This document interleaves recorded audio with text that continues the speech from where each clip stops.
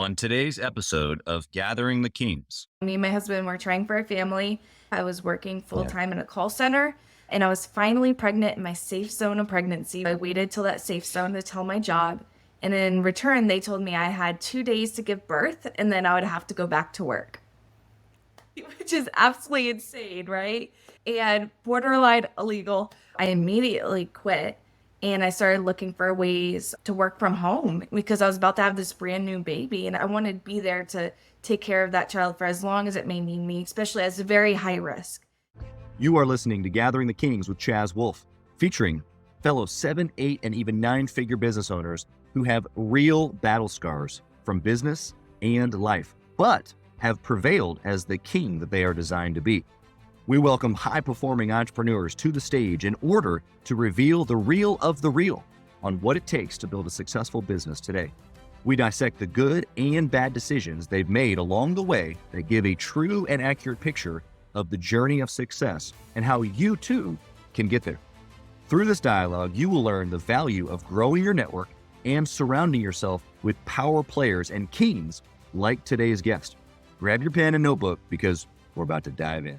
What's up, everybody? I'm Chaz Wolfe, Gathering the Kings podcast. Back here with you today with another queen on the stage. My good friend at this point, because this is not the first time that we've met. Natalie Guzman, welcome to the stage, Queen Natalie. How are you? Hey, I'm good. How are you doing, Chaz?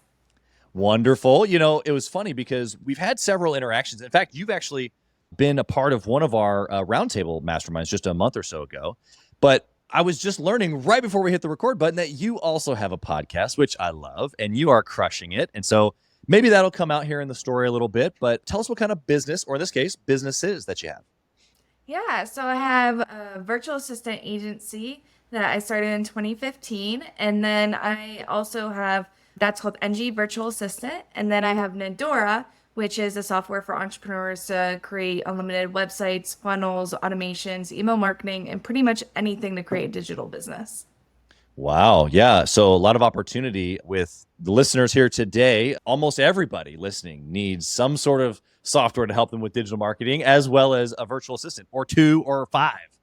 Yeah, exactly. We were, in fact, it was one of our big topics last roundtable that you were a part of with Gathering the Kings. And it was cool to have you there because one of the guys in the hot seat was talking about his kind of virtual assistant methodology. And he's, I think, got 4 or 5 in place now. But you kind of take a slightly different approach to virtual assisting, which actually was exactly what this member in our group needed. Give us a second just on a little bit how you do it differently. Yeah, so that member, one of, his pain points was that he was feeling overwhelmed talking to all the different virtual assistants. And so what my company does is we assign you a project manager and they will meet with you however often you'd like, so weekly, monthly, whatnot. And they're the ones that keep track of all the to-dos, the timeline. They will update you using our project management tools. And then they will assign the tasks out and make sure that it's quality work. It's doing exactly how our clients envision. And so that way it's really a built-in team for your business. Yeah, I love that. And some people listening right now might not have any virtual assistants. Maybe I'm sure that they've heard the term. It might feel a little bit like out there a little bit. Like, what is that? Does that mean I'm hiring somebody from another country? Although possible, we have a virtual assistant from the Philippines as well. But it doesn't always have to be. Give us just a little bit of like, what is a virtual assistant? Because then I want to tie it together to what you just said, which is if you have this, then you probably need this at some point. What is a virtual assistant? Yeah, so virtual assistant is just kind of what it sounds like, right? It's a personal assistant that's virtual, but they can help you with so many things in your business. Honestly, virtual assistant is such a broad term, right? Yeah. It just means that they work from home in their workspace. They're also business owners themselves because they're contractors. They're not W-2 employees. If you have the right VA, you have one that is really skilled in whatever you're hiring them for. Whereas in my team, we have all sorts of skills. We got copywriters, graphic designers. Just think about anything you need in your business, a virtual assistant can pretty much assist with. So scheduling, email management, calendar management. We've even created websites, funnels, automations, graphic design, flyers, marketing materials, basically anything and everything you can think of. We've helped in over 100 industries so far. Wow. So we have people in the tree industry, we have house cleaners, we have business coaches, and so much more. And so it's really a diverse term. And if you find the right fit, you can definitely find someone that's going to really help further your business, which is the point of hiring a virtual assistant, is either Right. to create more money or to save you time so you can create that Yeah. money. And so I that's love what we're that. there. So the examples that you just gave, the tree cleaning, the business coach, those are all examples of clients of yours using Yeah. virtual assistants. Yeah. Yeah. I love the diversity there that you're basically saying, because I think a lot of maybe more traditional business owners, either brick and mortar or home service or even commercial service, are newer to the idea of virtual assistant. It's the online folks that are like, oh yeah, I get a virtual assistant because that makes sense. But really, when you say virtual assistant, what you're saying is hired a skilled person in this particular lane, which kind of just means you're hiring a person for your team. They just happen to be remote. That's really all it is, right? Yeah, and then you don't have to provide, in most cases, a computer or anything like that. Some clients like to do that if they want to keep all their stuff in one place, but you don't Sure. have to. They have their own equipment, and they have, a lot of times they'll even have their own software, which is pretty cool Right. too. Yeah, exactly. You're getting a team member that's in a box, ready to roll. Yeah, exactly. Pop open the box, grow your business. Maybe that should be a slogan or a tagline. I don't know. I like it. I might use it. Yeah, exactly. Okay, so let's transition here to you. We'll get more to the virtual assistant here stuff in a little bit as we talk about decisions. But I want to know for you, for Natalie, because you've got multiple businesses, you have kiddos, you have a very busy husband that I've learned about, who's also a rock star and leading in his industry. So why are you doing this? Why are you pushing so hard? Like in essence, you really don't have to probably, and so but you choose to. Why? Yeah, so my story is actually pretty crazy. So in 2015, me and my husband were trying for a family and we were struggling. We went through multiple miscarriages, unfortunately, and it was just a really hard time in our life. I was working full Yeah. time in a call center and I was finally pregnant in my safe zone of pregnancy. We were so excited. So I waited till that safe zone to tell my job. And in return, they told me I had 2 days to give birth and then I would have to go back to work. Yeah. Wow. So, which is absolutely insane, right? And borderline illegal. But yeah, so that was really hard. I just felt a loss of control in that moment. And I Right. no longer wanted to give a business that much control over my family that I was building. And so I immediately quit and I started looking for ways to work from home because I was about to have this brand new baby and I wanted to be able to I made me realize I wanted to be there to take care of that child for as long as it may need me, especially as a very high risk. So I Right. went in that knowing that this child might have medical issues. So I discovered being a virtual assistant and I landed my first client in labor. And we also signed paperwork for our brand new house while I was in labor. And we were at 32 weeks. So she was only three Wow. pounds. And she's now 7 years old today. So I love it. Okay, so in that story, there's a couple things here that are a little, new to the show. So first off, thanks for sharing. Super vulnerable. Julie and I have gone through some of those same things, heart wrenching in those moments, honestly, especially if you've had multiple. So here you are and being told, that actually here's the conundrum in my mind, because you just said you landed your first client signing papers in labor. So it wasn't actually that you weren't willing to work through pregnancy or afterwards. It was that someone told you that you had to. yeah. And which is totally how entrepreneurs think. We're like, I'll do it for myself, but I'm not going to do it for you. So I love that part of just who you are and how you think, because I think that relates to everybody listening. But I also want to just point out this little thing here, and I'm curious on your opinion, is that as the listeners here today who have employees, some of them might be women who are pregnant or soon to be pregnant. And that moment is really special. And maybe you don't understand that as a guy or a guy who doesn't have a family yet. And so there's more than 2 days that are needed. But really what I heard you say was that flexibility is what you needed. It wasn't that you weren't willing to like work or still be a contributing member. It just needed to be different during that time or flexible.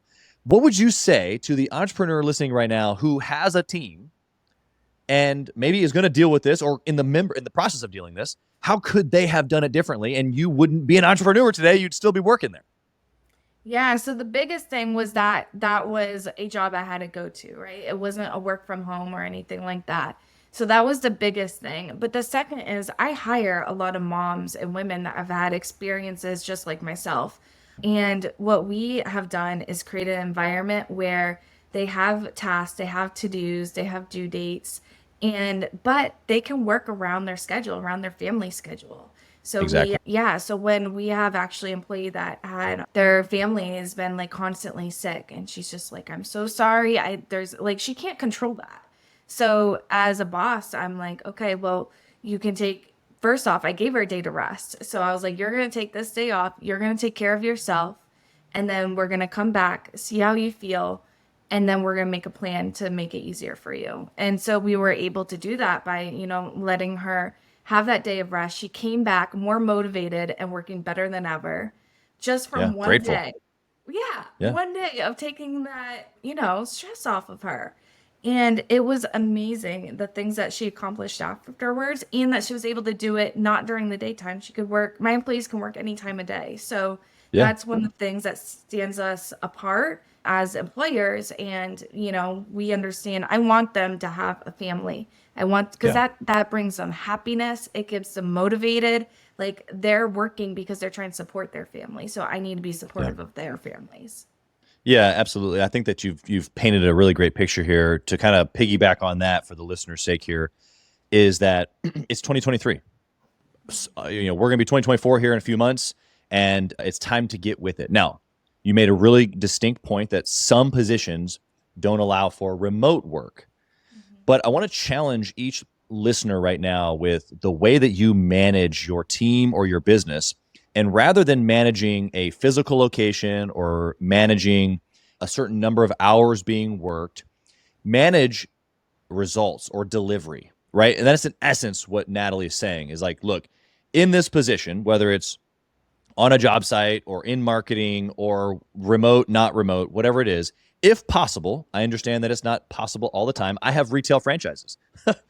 Unfortunately, that work can't be done remote. They got to go to the store, and we got to make beautiful fruit baskets for people to send love and joy. But the reality is that I can still be flexible with certain things. And so what I'm challenging and also commissioning is to be flexible, not because you're soft and you're like, got to deal with the next generation, the millennials and Gen Xers. I just mean that, like, get with the times. Family is important. It's no longer just work 16 hours a day, even though maybe as an entrepreneur, we're more than willing to do that. For me, even while I'm working 12, 16 hours a day, family's still important to me. So I got to work that in somehow too. I got to be flexible with myself even. So anything else that you would say on this, especially as a mom and a business owner?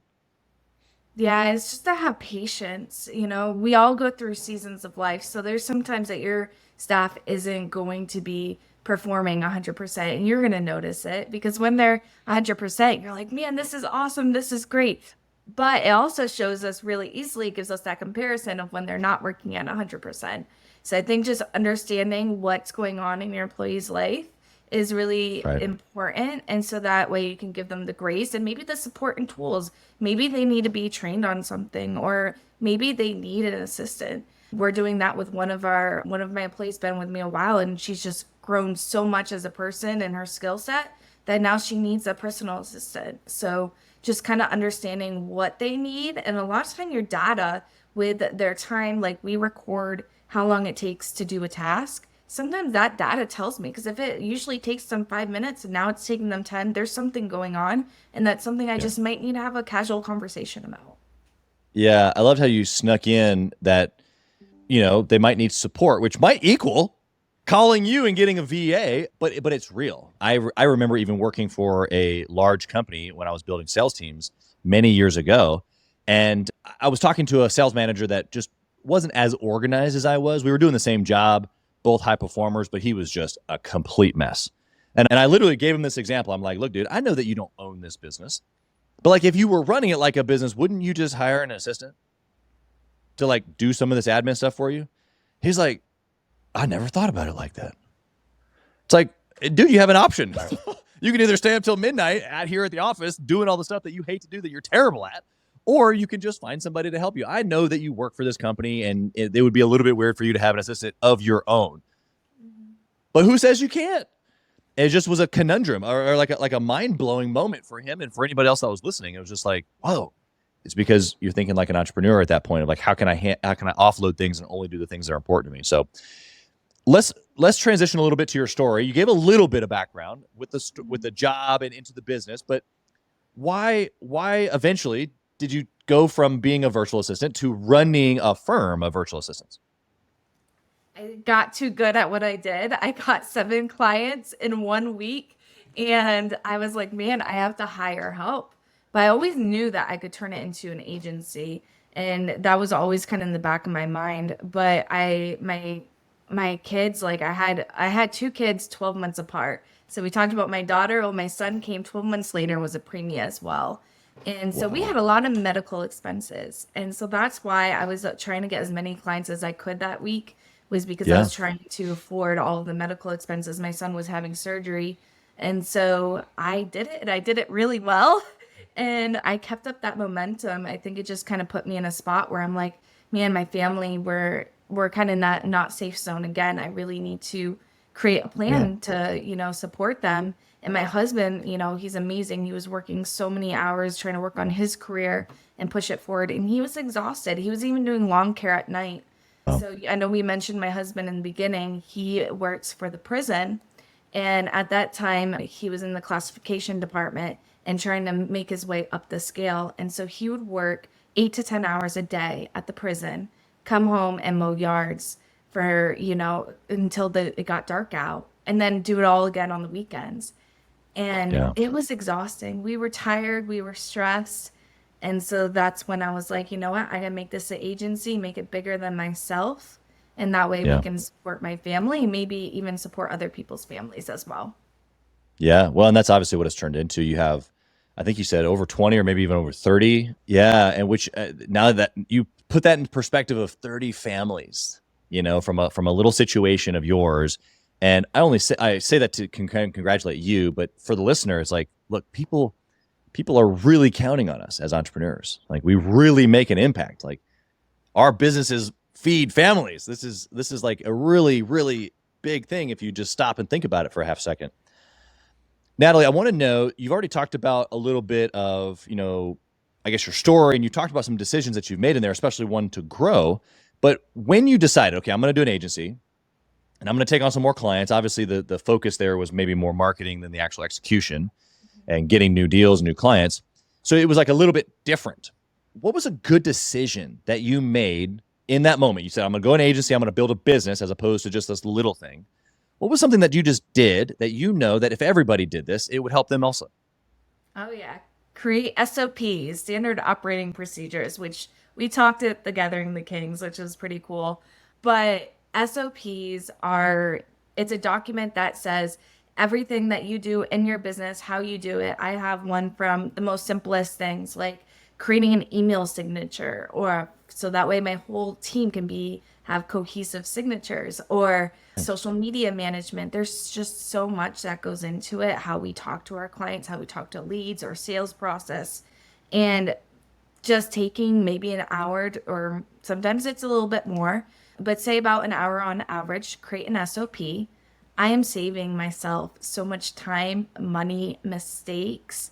And us as entrepreneurs, I feel like we don't take the time to create our SOPs because we see it as like, maybe like that work that's maybe beneath us, because we're like, oh, we're dreamers, we're planners, and we're always go, go, go. But we need to take that moment just to sit down and really think through our process. It's kind of goes, to me, I align it with goal planning. So we sit down, we think about our goals, right? And we create our sub goals. I feel like SOPs are just as important because it's what you want out of your business specifically. Yeah. So if you're able to hand that over to a virtual assistant, you don't have to worry about taking tons of time to train them. They literally have what they need to do in this document. Or if you don't have to write it out. You could do a Vimeo where it's like your screen recording and just, go over your process. And it saves so much time. And I just seen a huge increase in productivity with our SOPs. I agree. I was watching a video just maybe yesterday or the day before, and the guy was like, look, I got an SOP for how to go to the bathroom. Okay. I don't know if that was actually true. The way he said it, I believed him. However, I think the point that he was trying to make was, look, don't overlook even the smallest little thing. Give instruction to everything, because like we use Culture Index, and typically entrepreneurs are going to be what we say right of the line A. They desire autonomy. And team members are going to be left of the line A. They're support, they're team players. They don't want to necessarily charge the hill and come up with the plan. They need and want us to give them the plan. And so actually what you're suggesting is that, but if we don't do that, we're actually not even equipping our people with what's necessary. A lot of times we come back and we're like, man, they're not doing it right. They're not implementing it how I would do it. That's because we're not giving them an SOP. Yeah, you didn't set them up for success. What do you find as entrepreneurs right now? Because you gave a couple of pain points there of like, I don't have time for this, or it's beneath me, whatever. Like, why aren't people doing this? If it's so easy, it's so simple, and it helps so much, which I agree with you, why do people not do it? We're not putting it in our schedule. I think that it's something that we're not putting down in our task management software or our schedule. And it's just, we're go, go, go. So a lot of times as entrepreneurs, we're putting out fires. We don't really take the time to sit down and plan our day out and then assign it out to implement it, right? And that's one of the biggest processes in business is that's exactly the steps that you need to do. And I think I always like to say we need to work on our business, not in our business as entrepreneurs. Yeah. And so I think a lot of, entrepreneurs, especially even in Gathering the Kings, I met a few that were always working in the business and they need to work more on where they're not in so many different fields and they're not their hands are in every single pot. They need to create staff that they can trust to handle those departments for them. So that way they can focus on the planning of the business. Hey, Kings and Queens, Chaz, Wolfe. I want to talk to you about something that's super important to me. We put a lot of time and effort, we meaning myself and my team, into this podcast, into the content that goes out every single day. And if you have been getting any sort of value or insight from this, we want it to be able to reach other business owners too. So we would love if you would like, comment, share, leave a review, post, share again, all of the things on social media, on all the different platforms, or even on the podcast mediums of Apple and Spotify. We would love to be able to get our content into more hands, more entrepreneurs, so they can grow their business as quick as possible. Together, we are building a community of like-minded entrepreneurs who are committed to growing their businesses to new heights. So let's do this. Let's help each other. Let's help each other grow. Yeah, I'm glad that you mentioned that, because I think it's actually really encouraging, because we have business owners of all sizes that listen, but for the new or smaller business owners listening that maybe haven't hit the 1 million mark, to Natalie's point, there are multiple 7-figure business owners who I know personally, as well as I'm sure there's hundreds others, who still try to do too much. And so it's this ever evolving thing of going, okay, here's this department. I need to create a process, an SOP to go along with the process, and I need to give it to somebody. And in essence, that's really where a company like Natalie's comes in, because, a lot of times you can find somebody that has this expertise. You've got your SOP, you marry those two things together. That helps you move on from having your fingerprint in every single thing as the entrepreneur. That's scary. It costs money. All these things are in our minds as entrepreneurs. That's why even at a larger scale, where they have done it to a degree, but there's still other areas that they still got to get rid of, it's just difficult. It doesn't have to be difficult, but that's why people struggle with it, is because there's a lot of moving pieces to it. I think you did a great job of giving us some of those pain points. The working on the business versus in the business, what would you say for you? The working on the SOPs, like that's big. And tactically, once you've done it, then you don't have to do it again, really, is what you're saying. Yeah. Is there anything else in the business that pops up to your mind of like an action that's working on the business as opposed to in the business? Ooh, great question.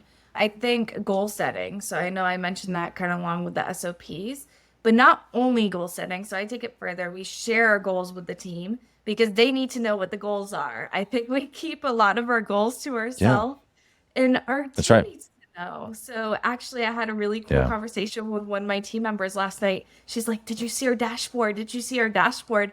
I was like, "Yeah, I saw it." She's like, "You hit your goal." And that was such a cool thing too, because as entrepreneurs, we don't celebrate. We have no one to really celebrate our wins if we're not That's sharing right. our goals. So that she's congratulated me was like the best feeling because I don't really get that much as a boss and as a CEO. So yeah, I Yeah. absolutely love it. Keeps us all on the same page. Yeah, you're so right. You can do that with your team. Obviously, places like Gathering the Kings, you can do that with other owners, but it is special either way because we don't get it a bunch. And here's actually what I found. Tell me if this is like you as well. I say, like, it's like my birthday. It's like, it's not that big of a deal. We hit the goal. It's like, we don't really celebrate it. But when someone does notice, even just the acknowledgement of happy birthday, or I saw you hit your goal, and that's it. Like, we don't have to have a party, but just the fact that you noticed and then said something, it actually means more than I'm willing to give it credit for. Would you agree with that? Yeah, 100%. It's just like it turns your whole day around. I had a really stressful day, and she told me this at like 7 o'clock at night, which we don't usually work at 7, but she's also a friend. And so we were talking about it, and I was like, oh man, that just like it just lit my whole soul up. I went to bed and had the best night's sleep like that I've had all week. And it just really makes you feel good. And so imagine how we can make our teams feel like that too. So if Oh, we share absolutely. their goal and we tell them, "Hey, you helped us get to this goal," they're going to feel that too. So why not share and spread the joy? That's right. Love that. Okay, let's flip over to the bad decision that you've made, something that you've done that has caused chaos, havoc, loss of money, something juicy. Give it to us. Oh man, we're just recovering. We just got back in the green from so, virtual assistants were usually retainers or hourly. Actually had a third company. It was a marketing agency, and we went into one-time projects. Worst decision I ever made. We lost thousands of dollars doing Wow. this, lots of time, stress on my team. We were building summits and courses and things like that. And the people that wanted those things weren't necessarily making the money they needed to pay. And it just became this very big mess and financially, and it really hurt us for a while. It was a big setback. And so we went back to retainers at monthly recurring income, which is my favorite. And I kind of dissolved the marketing agency into kind of Nadora. So we still do, all those things, but now we do it more on a retainer rate. And we are finally recovering and doing great, but it was scary there for a while. Yeah. What do you think the lesson in that is? Is like, I mean, could you have known that that was a bad choice, or inside of doing that business, what was the specific, like, ooh, I mean, I heard you say one-time money versus reoccurring money. Is that the takeaway here? I think you should always have monthly recurring income in some way or another in your business because you get the client once and then they pay you every month. That's like the gold mine for me. And then if you turn that into passive, like we've done with Nadora and our software system, so they get access to our software and we get paid a monthly fee every month without doing anything. Yes, we're Right. building things to help support them and be there for them and teach them the Sure. platform, but not as much money as we would be working on a project. We're not trading time Right. for money. So Right. those are for wealth, I feel like are my big gold mines. But I think what we could have done better is that we didn't have, because I had multiple businesses, we didn't have the time or energy to really put maybe SOPs and boundaries in place with our clients. So we've just Sure. talked about SOPs with our virtual assistants and our help, our team, but then with our clients, we need a system and a process that really aligns them and that they know it as well, which kind of goes into your contracts and such. And that was not in place. And so it allowed me, we spent more time than we charged. And that's where I lost the money. Yeah. Yeah. I think that there are some business owners listening to you right now going, oh, I can't do monthly recurring. But my challenge to them is that just sit down and think about it, because there's a lot of different businesses that do one-time garage door installations that can create a repair service contract, or something of the like. Like, just sit down, think about what the monthly recurring service or quarterly, whatever the time frame is.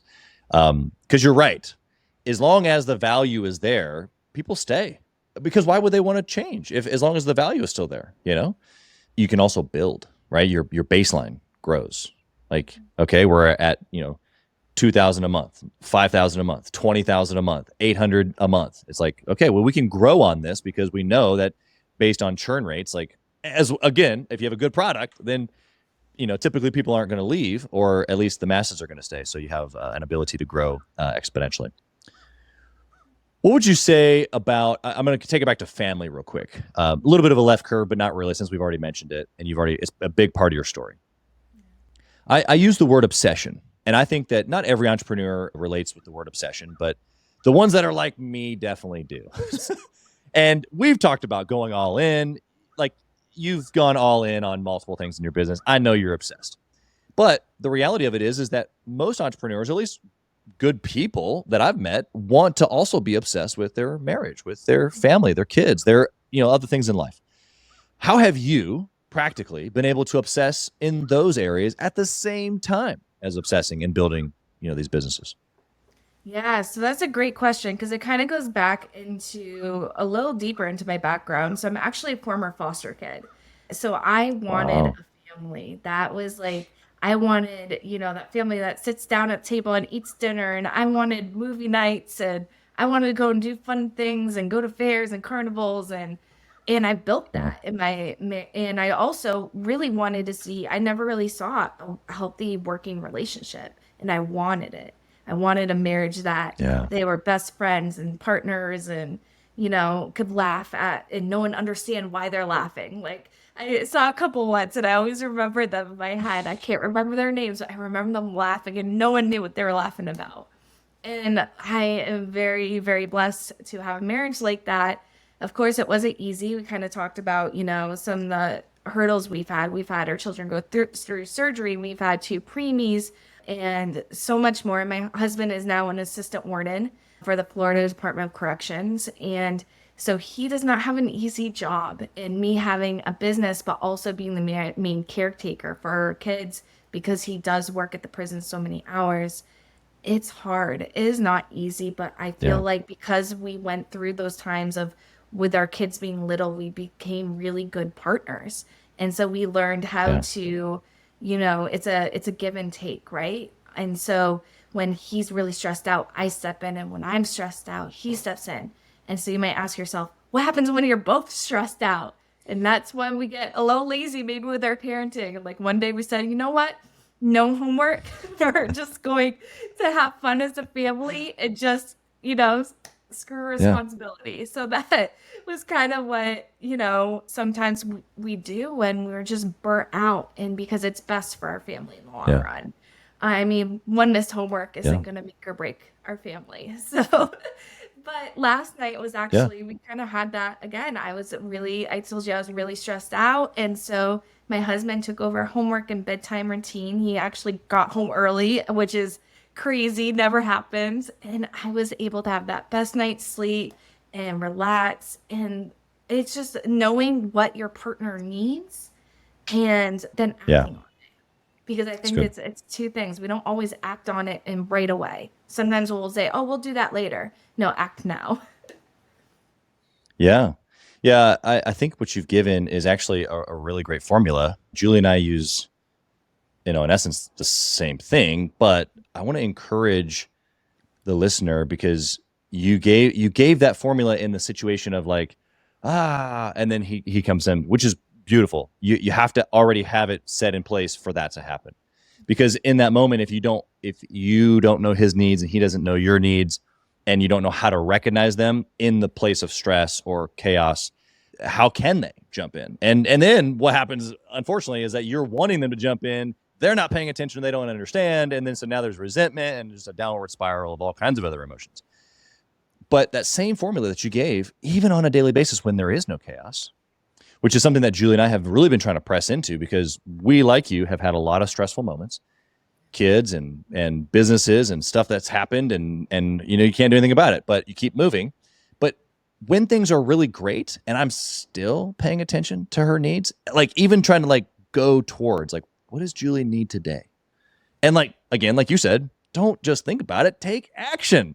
And that doesn't mean flowers, although that could be something, but it might just mean a word of affirmation. It might just be, cleaning up an area of the house that I normally don't, but I see that it needs to be done and I just do it because I know it's going to help, or whatever the scenario is. I think we're saying the same thing. I just want to encourage people to be able to do that even on a regular basis, because that builds the moment in the chaos. Would you agree? Yeah, and it doesn't have to be this huge thing, like you said. It could be like 5 minutes, maybe putting dishes into the dishwasher. That actually helps a lot. When we I know women especially, Good when deal. we see an empty sink, we're like, oh, this is amazing. So just the smallest Yeah. things, you might be really tired and you see your spouse struggling as well. Just take a couple minutes, and I bet you that your spouse is going to see that and then do something nice for you when you're struggling. Because we see that. Yeah. We know each other, right? I've been with my husband 8 years now. And so we know, each other's, I can just see his face, right? He'll walk in and I was like, I don't even have to ask. I just know. So that's, just be really aware of your partner, because it's a partnership. We need to, we're the base of our family, and to be strong for our kids, or maybe even if we have relatives that are sick or older, we're the base. So we need to take care of ourselves and our marriage first. Yeah. Yeah. The marriage first piece. I think a lot of people talk about it, or maybe think that like, oh yeah, that my marriage, that's important. But it's easy to get swept away with kids, businesses, tasks, even other people. And I just give one last encouragement there, that what Natalie's saying is just so real. And it doesn't have to be a big lift. It's just intentionality is really what the word is. Just slow down enough to see the other individual, help out. And it really does fill the love tank, depending upon, what that task is, for sure. What would you say is, something for you? I mean, you've kind of already mentioned, around, the virtual assistants and software. What is another resource, maybe even like a book or a podcast or something, that you've been able to get quality information or growth from as an entrepreneur? Oh, there's so many. I am a reader at heart. I read actually over 300 books a year. And so Wow. my Amazon Kindle insights are off the chain. I have read at least some sort of book every day for 2 years now straight, every day. So Wow. I love books. I think it depends on what area, right? So for financial, I love Profit First. Yeah. It's an amazing book. If you're just Great starting a book. business, I like Start Ugly by Chris. I can never pronounce his last name, but I think it's Camistos. And he's the founder of Podfest, actually. So, which is a really cool place if you're into podcasting. And then for business, I actually, when I first started out, I purchased Chalene Johnson from Beachbody. She actually has a business course called Marketing Impact Academy. Wow. And investing in that was probably one of the smartest things, because it taught me business basics, but also, getting like your email marketing in place, doing, your freebie, Right. your paid product, all your different structures of your business. And that's what set me apart from Yeah. other virtual assistants, because most of them didn't know about business. So yeah, those are just some of Yeah. the resources that really helped me along the way. That's awesome. That last little tagline that you said, as far as the others didn't know about business, there's so many entrepreneurs listening right now that they're in industries like virtual assistant, like contractors, like, marketing, folks that just put themselves up on Fiverr. Nobody knows about business. Everybody knows the trade. Nobody knows about business. And so if you're listening to Natalie clearly here, what she's saying is learn the business skill sets to grow your business, not necessarily just the trade. That's the biggest differentiator. Natalie, I have one last question for you. You ready for it? I'm ready. You have the opportunity, let's say, to go back in time and talk to the younger Natalie. Tap her on the shoulder and you whisper in the ear. What do you tell her? She's gonna get everything she dreamed of. I think I just remember myself as a little kid just wanting that family, and wanting consistent income, and I always pictured a car, because that was like freedom to me, because I couldn't choose where I could go. And so that, and then the dog in the fenced-in yard, and I have that now. I have an amazing little lab named Luna, who is my best friend, and it's just, I'm just so proud of myself, of where I've come along the ways, and I got every single hurdle, I feel like, thrown out at me, and able to just like persevere. So That's really cool. I think that's a really great message. I loved how you even said, I'm proud of myself. That seems or that tickles the ears a little different if you haven't ever really sat down and thought about whether you're proud of yourself or not. But I hope that you heard Natalie, because the emotion behind knowing where you've come from, seeing where you're at, also with the ability to see that you're still got plenty to go. It's not anxiousness, it's gratefulness, right? Yeah. Good stuff. Natalie, how can we find you? Number one, everybody listening needs a VA, everybody. We already know that, but you, like you said, give an opportunity not only for VA, but to have a project manager that can manage maybe even multiple sets of our businesses that can really help us out. How can we find you for that? Or if we just want to network with you as an entrepreneur, how can we find you? Sure. So for virtual assistants, you can head on over to ngvirtualassistant.com. Connect us with us there, schedule a discovery call, and we'll be happy to help you and figure out what your needs are and if we're a fit. And then on social media, it's Natalie Guzman. So you can find me on Instagram, and I'm always doing crazy things on TikTok. So always happy to, talk with you guys, and hopefully I'll give you guys some good tips on the social media platforms. I love posting about things that you can do better in your business or softwares you can use. Love it. Love it. Love it. Well, take Natalie up on those opportunities to connect. We'll put all that in show notes as well. Natalie, I don't just say I'm looking forward to connecting with you again, because I know we're going to connect again. We've already started an incredible relationship. I'm sure we're going to use your services. In fact, I think even some of my clients have already started to use your services. So I know there's going to be long-term connection here. And so we appreciate you not only for coming, but sharing. I think that your story is pretty powerful. So again, thank you for that. And we wish you nothing but success in all that you have your hands to and in your family. Thank you so much, Chaz. I had a blast. Thank you for listening to Gathering the Kings today. I hope that you were able to pull out a few nuggets to go apply into your business right away. More importantly, though, I hope that you're realizing that it takes more to be successful than just being by yourself, doing it all on your own, carrying the weight all by yourself. What I have realized, not only in my own journey from multiple businesses and multiple different industries, and now interviewing over 200 or 300 other very successful 7, 8, and 9-figure business owners, is that it's tough to do it alone. And so Gathering the Kings exists to bring together successful entrepreneurs. In fact, we are putting together 1,000 kings, specifically who are grateful but not done.